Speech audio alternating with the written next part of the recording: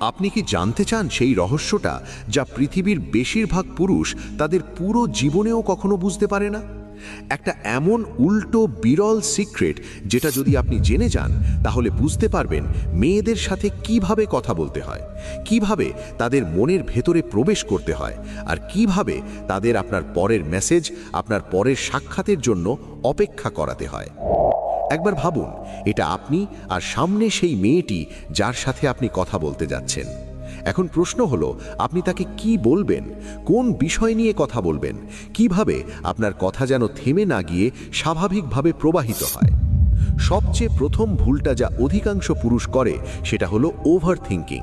তারা ভাবতেই থাকে কি বলবো, কিভাবে বলবো, কোন টপিক বেছে নেব, আর এই অতিরিক্ত চিন্তার ভেতরেই তাদের আসল এনার্জি হারিয়ে যায়। তাই বিস্তারিত আলোচনায় যাওয়ার আগে আমি চাই আপনি আপনার দৃষ্টিভঙ্গি বদলান, আপনার অভ্যন্তরীণ মানসিকতা রিসেট করুন। কারণ যখন আপনি কোনো মেয়ের সাথে কথা বলছেন, মনে রাখবেন সেও শুধু একজন মানুষ, না সে আপনার উপরে না নিচে, শুধু একজন মানুষ। তাকে পেডেস্টালে বসাবেন না শুধু সে সুন্দর বলে। হ্যাঁ, এই কথা হয়তো আপনি বহুবার শুনেছেন, কিন্তু এখন সময় এসেছে এটাকে আন্তরিকভাবে গ্রহণ করার। এখন থেকে যখনই কোনো সুন্দর মেয়ের সাথে কথা বলবেন, মনে মনে এই কথাটা স্মরণ রাখবেন, সেও শুধু একজন মানুষ, এর বেশি কিছু নয়। দ্বিতীয় নিয়ম, কথা বলার সময় নিজেকে উঁচুতে অনুভব করুন। অহংকার থেকে নয়, আত্মবিশ্বাসী এনার্জি থেকে। কারণ মেয়েরা শুধু শব্দে নয়, এনার্জিতেও আকৃষ্ট হয়। আপনি যখন কথা বলেন, তার অবচেতন মন একটা অদৃশ্য রাডারের মতো আপনাকে মূল্যায়ন করে। সে ভেতরে ভেতরে সিদ্ধান্ত নিচ্ছে আপনি কি তার জন্য সঠিক মানুষ না না। আপনি জানেন মেয়েরা আবেগপ্রবণ, তারা সবসময় লজিক দিয়ে নয়, অনুভূতি দিয়ে সিদ্ধান্ত নেয়। কিন্তু এখন আমরা আরও গভীরে যাব। আকর্ষণ কি জানেন? এটা বোঝাই সবচেয়ে গুরুত্বপূর্ণ চাবিকাঠি। আপনি যদি না বোঝেন যে আকর্ষণ কিভাবে কাজ করে, তাহলে কখনো মেয়েদের সত্যিকার অর্থে বুঝতে পারবেন না। কারণ আকর্ষণ কোনো গাণিতিক সমীকরণের ফল নয়, এটা এক ধরনের আবেগীয় প্রবাহ যা ভেতর থেকে স্বতঃস্ফূর্তভাবে তৈরি হয়, কোনো যুক্তি ছাড়াই। মেয়েরা যা অনুভব করে তাই করে। তারা দেখে, অনুভব করে, আর সেই অনুভূতির তাড়নায় সিদ্ধান্ত নেয়। তাই তারা নিয়ন্ত্রণ করতে পারে না কাকে ভালো লাগবে আর কাকে লাগবে না। আকর্ষণ একটি অবচেতন প্রতিক্রিয়া যা কিছু নির্দিষ্ট আচরণগত প্যাটার্ন দেখলে সক্রিয় হয়ে ওঠে। যদি আপনি সেই আচরণগুলো নিজের ভেতরে গড়ে তুলতে শিখে যান, তাহলে আকর্ষণ নিজে থেকেই ট্রিগার হবে। না আপনাকে বেশি কথা বলতে হবে, না কিছু বোঝাতে হবে।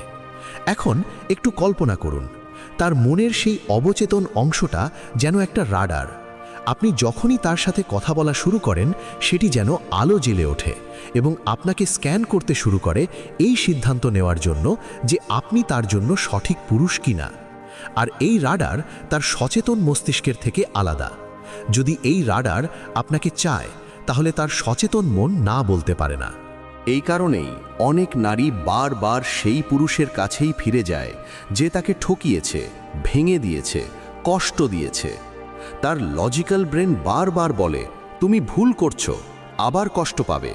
কিন্তু তার ভেতরের সেই র্যাডার, সেই প্রাচীন প্রাকৃতিক প্রবৃত্তি বলে এই মানুষটাই সঠিক। কারণ তখন তার যুক্তি বিচ্ছিন্ন হয়ে যায় আর তার হৃদয় আবেগের সাথে বাঁধা পড়ে থাকে।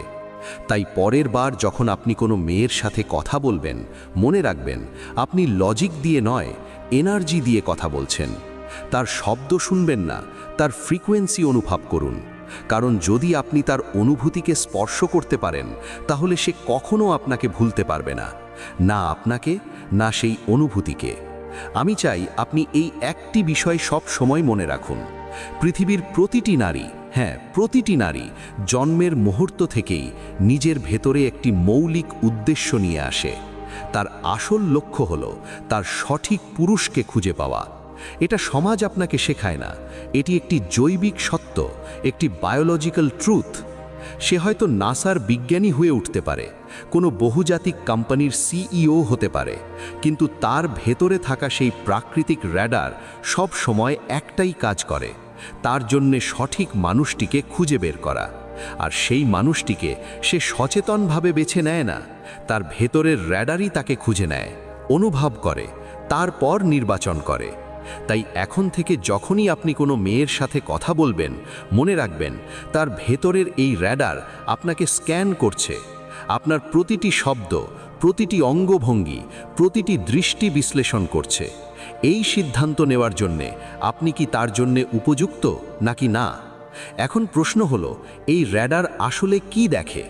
এটি বোঝার চেষ্টা করে আপনি কি তার চেয়ে উন্নত না সে আপনার চেয়ে। আর এই সিদ্ধান্ত সে আপনার কথার ভিত্তিতে নেয় না, বরং নেয় আপনার আচরণের ভিত্তিতে, আপনার বডি ল্যাঙ্গুয়েজ থেকে, আপনার এনার্জি লেভেল থেকে। যদি আপনার আচরণ তাকে এই ইঙ্গিত দেয় যে আপনি নিজেকে তার ওপরে ভাবেন, তাহলে তার র্যাডার সঙ্গে সঙ্গে সেটা বুঝে যাবে। সেই মানুষটিই তখন সঠিক মানুষ হয়ে ওঠে, আর ঠিক সেই মুহূর্তেই সে আপনার দিকে আকৃষ্ট হতে শুরু করে।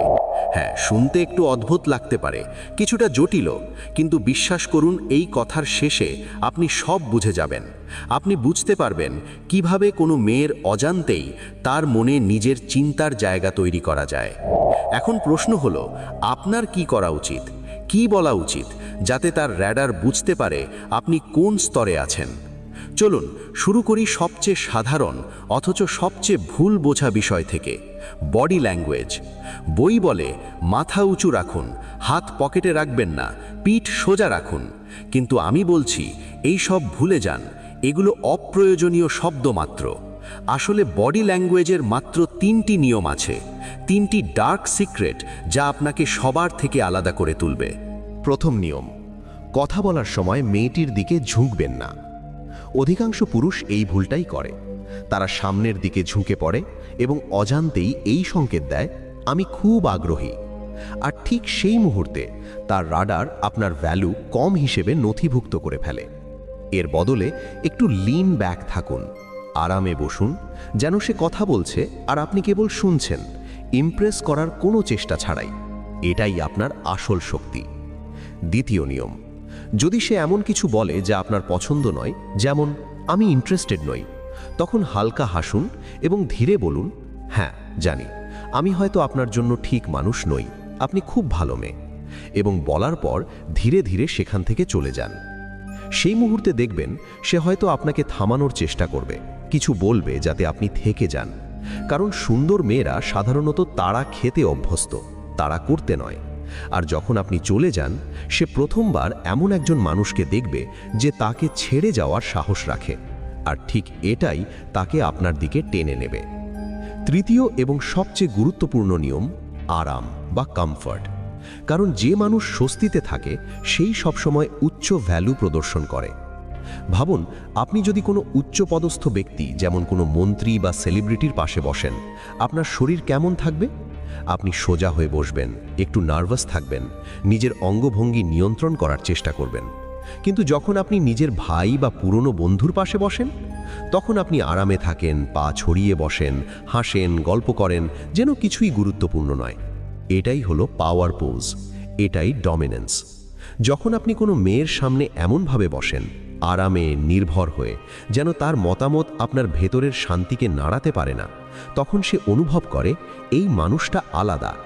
তাই এখন থেকে যখনই কোনো মেয়ের সাথে কথা বলবেন, প্রথমত ঝুঁকবেন না, দ্বিতীয়ত কখনো তাড়া করবেন না, তৃতীয়ত সব সময় আরামে থাকবেন।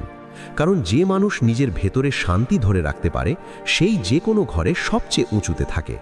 মনে রাখবেন, আপনার শরীর আপনার গল্প বলে, আর একজন নারী সেই গল্প শব্দ ছাড়াই পড়ে নিতে পারে।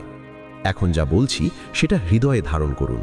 আপনার কিভাবে বসা উচিত, হাত কোথায় রাখা উচিত, কেমন দেখা উচিত, এই সব চিন্তা বাদ দিন। মন চাইলে হাত পকেটে রাখুন, চাইলে বের করুন। পা ভাঁজ করতে চাইলে করুন, লিন ব্যাক করতে চাইলে করুন। কারণ আসল আকর্ষণ আপনার ভঙ্গিতে নয়, আপনার স্বস্তিতে। যখন আপনি কোনো মেয়ের সাথে কথা বলেন, সে আপনার হাত বা পা দেখছে না, সে কেবল অনুভব করছে আপনি স্বস্তিতে আছেন কিনা। আর আমি চাই এই মানসিকতা শুধু মেয়েদের ক্ষেত্রেই নয়, পুরো জীবনে গ্রহণ করুন। বডি ল্যাঙ্গুয়েজের চেয়ে বেশি গুরুত্বপূর্ণ হলো নিজের সাথে শান্তিতে থাকা। মানুষ কি ভাববে, আপনি কিভাবে বসবেন, কিভাবে হাসবেন, এই চিন্তাগুলো করা বন্ধ করুন। কারণ যখন আপনি এসব নিয়ে অতিরিক্ত ভাবতে শুরু করেন, তখন আপনি ভুল পথে হাঁটছেন। শুধু একটি কাজ করুন, আরামে থাকুন। নিজের সঙ্গে শান্তি তৈরি করুন এবং কারো চোখে পারফেক্ট দেখানোর চেষ্টা করবেন না। যখন আপনি এই মানসিকতায় বাঁচবেন, তখন আপনার অঙ্গভঙ্গি নিজের ভাষায় কথা বলবে। মেয়েটি অনুভব করবে আপনি তাকে পাওয়ার জন্য মরিয়া নন, আর ঠিক এই অনুভূতি থেকেই তার ভেতরে এক অদ্ভুত টান তৈরি হবে, কারণ সে ভাববে এই মানুষটা নিজেকে আমার চেয়ে নিচে ভাবছে না। এখন বডি ল্যাঙ্গুয়েজের আলোচনা শেষ। চলুন আসি আসল খেলায়, কনভারসেশন। কিভাবে কথা বলবেন, কিভাবে কথোপকথনকে এক শিল্পে পরিণত করবেন। আমি আপনাকে একটি ফর্মুলা দিচ্ছি, একটি ডার্ক ফর্মুলা, যা প্রায় প্রতিটি কথোপকথনে কাজ করবে। যে কোনো মেয়ের সঙ্গে কথা বলার সময় মনে রাখবেন, 50% কথা হবে তার সম্পর্কে, 30% কথা হবে পরিবেশ বা কোনো র্যান্ডম বিষয় নিয়ে, 20% কথা হবে আপনার সম্পর্কে। এখন ভাবছেন, তার সম্পর্কে 50% আর নিজের সম্পর্কে মাত্র 20% কেন? কারণ যে ব্যক্তি কথোপকথনে নিজের সম্পর্কে বেশি বলে, সে আসলে অনুমোদন চাইছে। যেমন চাকরির ইন্টারভিউতে আপনি নিজের কথা বলেন, কারণ চাকরিটা আপনার দরকার, ক্ষমতা ইন্টারভিউয়ারের হাতে। একইভাবে যখন আপনি মেয়ের সামনে নিজের অর্জন গুনতে শুরু করেন, তখন অজান্তেই দেখান আপনার তার অনুমোদন দরকার, আর সেই মুহূর্তেই আপনার ভ্যালু কমে যায়। তাই নিয়ম সহজ, তার সম্পর্কে বেশি বলুন, নিজের সম্পর্কে কম। প্রথম অংশ, তার সম্পর্কে কথা বলা, 50%। সে কি পছন্দ করে, কি অপছন্দ করে, তার শৈশব কেমন ছিল, তার স্বপ্ন কি, সে ভবিষ্যৎকে কিভাবে দেখতে চায়, নিজের কোন দিককে সে শক্তি মনে করে আর কোন দিককে দুর্বলতা। যখন আপনি তাকে নিজের সম্পর্কে খুলে বলতে দেন, তখন সে অবচেতনে আপনার উপর ভরসা করতে শুরু করে। আপনার মনে হয় আপনি তাকে বোঝেন। এটাই আসল হিপনটিক টান। দ্বিতীয় অংশ, র্যান্ডম বা পরিবেশ নিয়ে কথা, 30%। এখানে কোনো কঠিন নিয়ম নেই। ভাবুন আপনি কোনো পুরনো বন্ধুর সঙ্গে বসে আছেন। ভয় ছাড়া, ফিল্টার ছাড়া কথা বলুন। হালকা মজা, অদ্ভুত জোক সব চলবে। গুরুত্বপূর্ণ বিষয় হলো আপনি যেন স্বাভাবিক দেখান। কি বলবেন তা নিয়ে অতিরিক্ত ভাববেন না। গম্ভীর দেখাবেন কিনা এ নিয়েও ভাববেন না। কথোপকথনকে স্বাভাবিকভাবে প্রবাহিত হতে দিন। আকর্ষণ সেখানে জন্মায় না যেখানে অতিরিক্ত নিয়ন্ত্রণ থাকে। আকর্ষণ জন্মায় যেখানে স্বাধীনতা থাকে। আর যদি মতবিরোধ হয়, তর্ক করবেন না, তাকে বোঝানোর চেষ্টা করবেন না। মনে রাখবেন, আপনার তার সম্মতি দরকার নেই। আপনার দরকার নিজের উচ্চতা বজায় রাখা। আপনি যদি সবসময় তাকে খুশি করার চেষ্টা করেন, সে বুঝে যাবে আপনি অনুমোদনের উপর নির্ভরশীল, আর তখনই আপনার জাদু ভেঙে যাবে। তৃতীয় অংশ, নিজের সম্পর্কে কথা, 20%। যখন নিজের কথা বলবেন, কখনোই নিজেকে অসাধারণ প্রমাণ করার চেষ্টা করবেন না। অর্জন গুনবেন না, অ্যাডভেঞ্চারের গল্প শোনাবেন না। যে সত্যিই শক্তিশালী, সে নিজের শক্তির কথা বলে না, সে সেটা অনুভব করায়। যে মানুষটি চুপচাপ অথচ তার নীরবতায় ঘরের পরিবেশ বদলে যায়, সেই মানুষই আসল ম্যাগনেট। তাই মনে রাখুন, আরামে থাকুন, অতিরিক্ত কথা বলবেন না। সবচেয়ে বড় কথা, কারো অনুমোদন চাইবেন না। যেদিন আপনি নিজের সঙ্গে শান্তিতে থাকতে শিখবেন, সেদিন থেকে নারীরা আপনার সঙ্গে থাকতে চাইবে। কেন চাইছে তা তারা নিজেরাও পুরো বুঝবে না।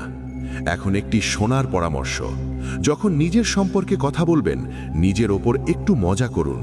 হ্যাঁ, নিজেকে নিয়ে একটু পাগল, একটু বোকা, একটু অদ্ভুত দেখাতে ভয় পাবেন না। কারণ যখন আপনি নিজের ওপর হাসতে শিখে যান, তখন কেউ আপনাকে ছোট করতে পারে না।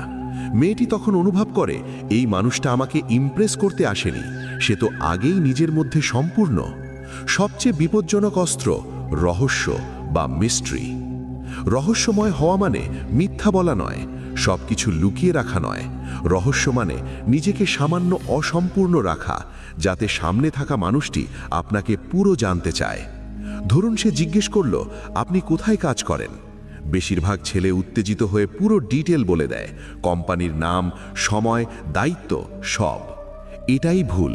কোনো সাসপেন্স নেই, কোনো টেনশন নেই, কোনো পাওয়ার নেই। সঠিকভাবে করলে বলতে পারেন হালকা হাসি দিয়ে, এই তো শুরু হলো কথা আর আপনি ইতিমধ্যেই ইন্টারভিউ নিচ্ছেন। সে হাসবে, কিন্তু তার মনে প্রশ্ন রয়ে যাবে, এই মানুষটা আলাদা কেন? সে যদি জিজ্ঞেস করে শনিবার রাতে কি করছেন, বলুন কিছু এক্সাইটিং প্ল্যান আছে, তবে এখনই বলবো না। সে যদি জিজ্ঞেস করে আগে কখনো সম্পর্কে ছিলেন, হাসি দিয়ে বলুন আপনাকে তো এখনো ভালো করে চিনিনি, অচেনা কাউকে সব বলি না।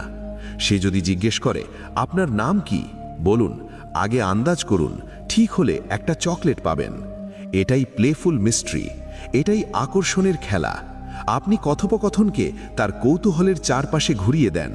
সে আপনাকে জানতে চায় আর আপনি পুরোটা সহজে জানতে দেন না। এটাই আকর্ষণের মনস্তত্ত্ব। কিন্তু এখানেও একটি পরীক্ষা আছে। প্রায় প্রতিটি নারী অবচেতনভাবে আপনাকে টেস্ট করে। সে হয়তো এমন কিছু বলবে যাতে আপনার ইগোতে আঘাত লাগবে, মজা করবে, খোঁচা দেবে, দেখতে চাইবে আপনি সত্যিই আত্মবিশ্বাসী না শুধু অভিনয় করছেন। অনেকেই এখানে হেরে যায়। একটা ছোট্ট খোঁচা আর তাদের নিয়ন্ত্রণ ভেঙে যায়, রেগে যায়, ব্যাখ্যা দিতে থাকে বা চুপ করে যায়। মনে রাখবেন, আসল শক্তি হলো প্রতিক্রিয়া না দেওয়া। সে আপনাকে নাড়াতে চাইবে, আপনি শুধু হালকা হাসুন, যেন তার কথা আপনার ভেতরে ঢুকছে না, বাতাসে মিলিয়ে যাচ্ছে। কারণ প্রতিটি খেলায় জয় তারই হয় যে নিজের নিয়ম নিজে লেখে। জীবনোলজি দেখার জন্য অনেক ধন্যবাদ।